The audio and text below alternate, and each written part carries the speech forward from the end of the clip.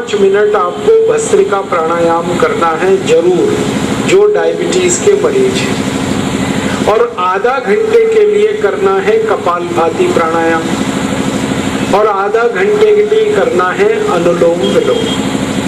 तो 5 मिनट भस्त्रिका, आधा घंटे कपालभाति, आधा घंटे अनुलोम विलोम, ये 3 प्राणायाम हर दिन करने हैं। भस्त्रिका कैसे होता है आप जानते हैं। आराम से आप बैठे हुए हैं और आपके हाथ की पहली उंगली को अंगूठे के साथ स्पर्श कराइए। ये ध्यान मुद्रा होती है, इस मुद्रा में बैठ जाइए। हाथ आपके दोनों घुटनों पर होंगे और आराम से बैठकर धीरे धीरे सांस भरिए और धीरे धीरे सांस को छोड़िए। लंबी सांस भरिए और लंबी सांस छोड़िए। जितनी धीमे सांस आप लेंगे और जितनी धीमे सांस छोड़ेंगे उतना ही ये प्राणायाम अच्छा होगा। जितनी गहरी सांस लेंगे, जितनी गहरी सांस छोड़ेंगे उतना ही ये प्राणायाम अच्छा होगा। मैं एक बार इसको करके दिखाता हूं, आपको एक ही बार में समझ में आ जाएगा।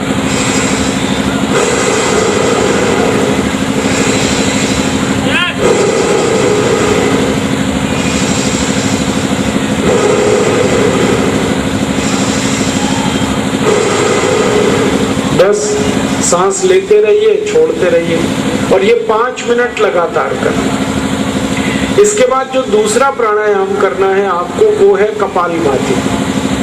कपालभाति में क्या होता है, झटके के साथ श्वास को बाहर निकालना, झटके से, फोर्स के साथ। और जब आप श्वास को बाहर निकालेंगे तो आपका पेट अंदर जाना चाहिए। मैं आपको दिखाता हूं, एक ही बार में समझ में आ जाएगा।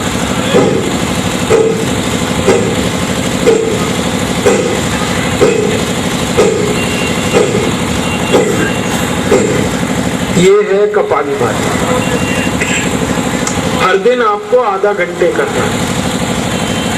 तीसरा प्राणायाम है वो है अनुलोम विलोम। अनुलोम विलोम में क्या करना है, दाहिनी नाक जो है ना वो बंद करके बाईं नाक से पूरी सांस निकालनी है और फिर बाईं नाक से सांस भर के उसको दाहिनी नाक से निकालना है। फिर दाहिनी नाक से सांस भर के बाईं से निकालना, फिर बाईं से सांस भर के दाईं नाक से निकालना। बस इसी तरह से आप इसको दोहराते रहें।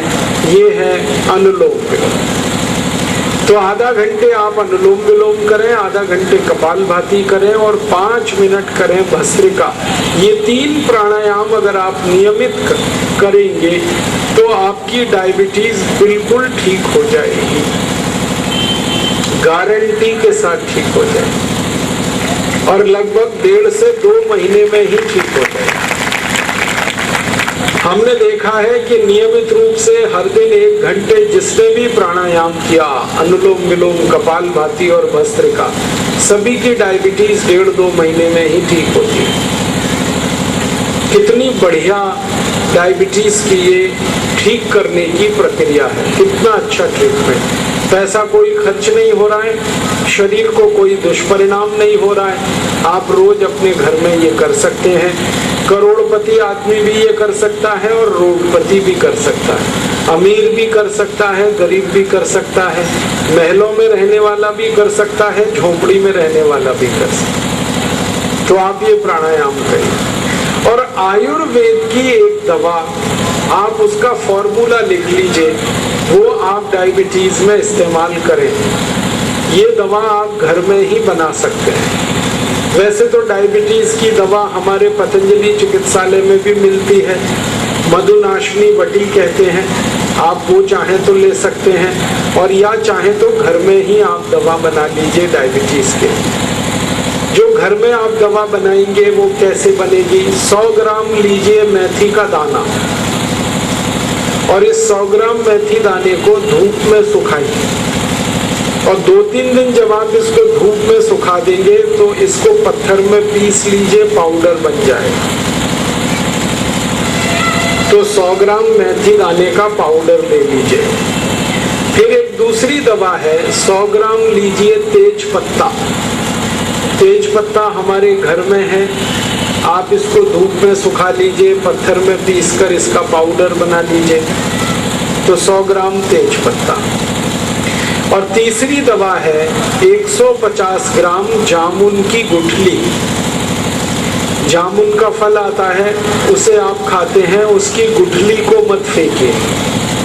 जामुन का बीज, जामुन की गुठली, तो जामुन को खाइए और उसका जो बीज है उसको धूप में सुखा लीजिए और उसको सुखाकर पाउडर बना लीजिए 150 ग्राम जामुन के बीज का पाउडर। और चौथी दवा है बेलपत्र।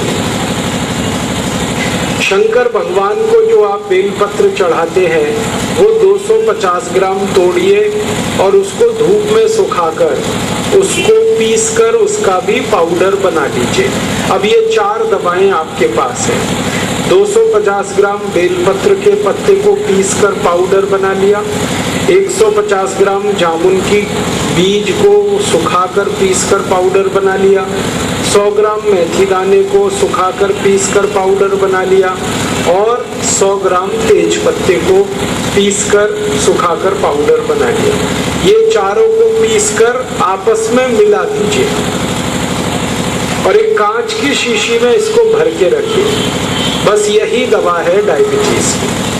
अब इसको खाएंगे कैसे? 1 चम्मच पाउडर सुबह लेना है गर्म पानी के साथ नाश्ता करने से 1 घंटे पहले, और 1 चम्मच पाउडर शाम को लेना है खाना खाने से 1 घंटे पहले। तो सुबह शाम 1-1 चम्मच पाउडर लेते जाइए और गर्म पानी से लेना।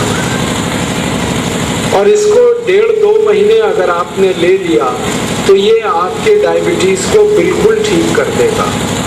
शुगर एकदम आपकी ठीक हो जाएगी। आप जान लीजिए, एलोपैथी में डायबिटीज को ठीक होने की कोई गारंटी नहीं है, लेकिन आयुर्वेद में योग प्राणायाम में गारंटी से डायबिटीज ठीक होता है और लाखों लोगों का डायबिटीज ठीक हुआ है पिछले 10 वर्षों में, और वो अभी अपना जीवन सामान्य रूप से बिता रहे हैं।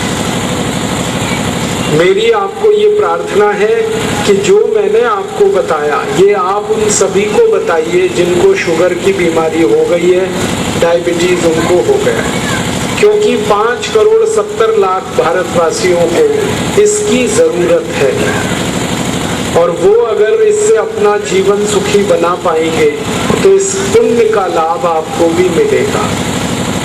तो आप अगर खुद डायबिटिक हैं तो अपना इस्तेमाल करें और कोई आपके परिचित मित्र हैं उनको भी बताएं। इस पूरे चिकित्सा को करते समय बस एक ही सावधानी आप रखिए, चीनी मत खाइए, चीनी खाना बंद कर दीजिए। डायबिटीज का इलाज करते समय आप ये आयुर्वेद की जो औषधि खाएंगे इसमें आप चीनी मत खाइए, बस इतना ही सावधानी रखिए। आप बोलेंगे चीनी में क्या समस्या है? चीनी ही तो सबसे बड़ी समस्या है। मैं आपको एक पुरानी जानकारी देना चाहता हूँ कि जब से भारत में चीनी आई तभी से ये डायबिटीज आई। आपको मालूम है ने शुरू कराई थी इसका उत्पादन। अंग्रेजों के पहले भारत में कोई चीनी खाता नहीं था, चीनी कोई बनाता भी नहीं था। हम सब भारतवासी गुड़ खाते थे, बूरा खाते थे, खांड खाते थे, चीनी कोई नहीं खाता था। एक भी दुनिया की अच्छी चीज चीनी में नहीं है। जैसे मैं आपको उदाहरण दूं, हमारे शरीर के लिए काम आने वाले कई तरह के सूक्ष्म पोषक तत्व होते हैं जो हम भोजन के द्वारा प्राप्त करते हैं। चीनी में एक भी सूक्ष्म पोषक तत्व नहीं है, जिनको अंग्रेजी में हम माइक्रो न्यूट्रिएंट्स कहते हैं, मैक्रो न्यूट्रिएंट्स कहते हैं, वो एक भी चीनी में नहीं है। चीनी में कैल्शियम नहीं है, चीनी में आयरन नहीं है, चीनी में पोटेशियम नहीं है, चीनी में सोडियम नहीं है, चीनी में कुछ नहीं है, न मैग्नीशियम है न मैग्नीज है। एक भी चीज जो शरीर के काम आती है वो चीनी में नहीं है। चीनी में ना प्रोटीन है, चीनी में ना विटामिन है, चीनी में ना कोई मिनरल है, ना उसमें विटामिन है, ना प्रोटीन है, ना मिनरल है, कुछ है ही नहीं उसमें, खाली उसमें मीठापन है और कुछ नहीं। और दुर्भाग्य से चीनी का जो मीठापन है वो आपके शरीर के काम का नहीं है। ये जो चीनी का मीठापन है ना, इसको विज्ञान और तकनीकी की परिभाषा में सुक्रोज कहते हैं। ये जो सुक्रोज है ये शरीर को हजम नहीं हो पाता। तो चीनी जो खाते हैं इसका मीठापन आपके शरीर में हजम नहीं हो पाता। फिर क्या होता है, आप जो चीनी खाते हैं उसका मीठापन आपके खून को गाढ़ा बनाता रहता है, और खून जैसे जैसे गाढ़ा होता जाएगा उसमें कोलेस्ट्रॉल बढ़ता जाता है, और कोलेस्ट्रॉल बढ़ गया तो 103 खतरनाक बीमारियां आपको आएंगी। आपका मोटापा बढ़ेगा, वजन बढ़ेगा, हाई ब्लड प्रेशर हो जाएगा, डायबिटीज शुगर तो होने ही वाली है, थोड़े दिन में घुटनों का दर्द आएगा, कमर का दर्द आएगा, कंधे का दर्द आएगा। बहुत ज्यादा दिन तक अगर आप ये झेलते रहे तो किडनी खराब होगी, लीवर डैमेज होगा। 103 खतरनाक बीमारियां आती हैं चीनी के कारण। इसलिए चीनी तो बंद ही करना है आपको। जो डायबिटीज के मरीज हैं वो तो तुरंत बंद कर दें, और जो स्वस्थ हैं और हमेशा स्वस्थ रहना चाहते हैं वो भी चीनी खाना बंद कर दें। फिर आप बोलेंगे जी क्या खाएं, गुड़ खाओ ना, गुड़। देखो आप सीधी सी बात समझ लो, एक मीठापन ऐसा है जो भगवान ने बनाया, ईश्वर ने बनाया, और एक मीठापन ऐसा है जो आदमी ने बनाया।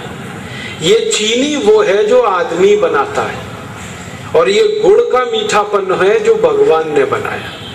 गुड़ कहां से आया? गन्ने के रस में से आया।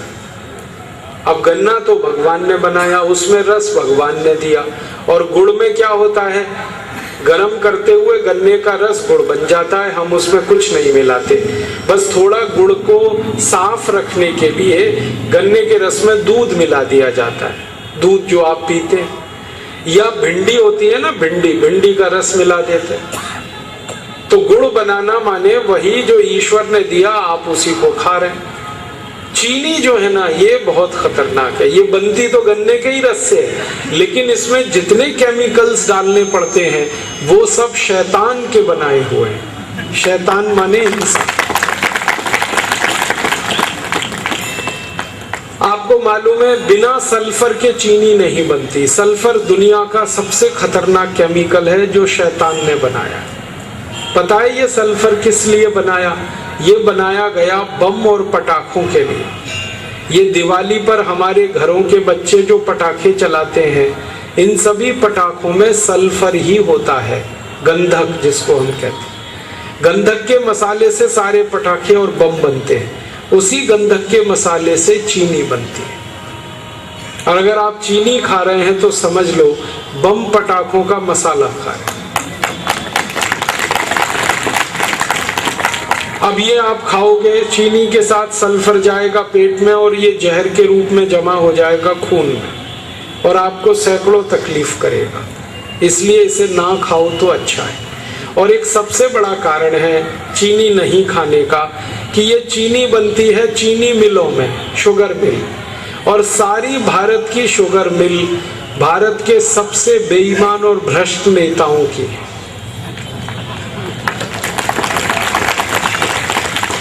भारत की राजनीति में जो सबसे ज्यादा बेईमान, हरामी और लालची नेता हैं, उन्हीं की चीनी मिलें हैं पूरे देश में।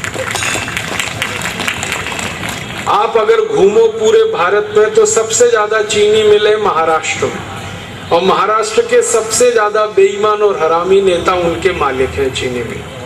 फिर कर्नाटक में, फिर आंध्र प्रदेश में, फिर तमिलनाडु में, उत्तर प्रदेश में, सारे बेईमान नेताओं की राजनीति इन्हीं चीनी मिलों से चलती है। इसका मतलब है कि जब भी आप चीनी खरीदोगे तो उसका पैसा किसी न किसी बेईमान और भ्रष्ट नेता की जेब में ही जाएगा। इसका माने आप चीनी खरीदकर बेईमान और भ्रष्ट नेताओं की ताकत बढ़ा रहे हैं। और फिर आप भ्रष्टाचार खत्म कैसे करोगे इस देश का?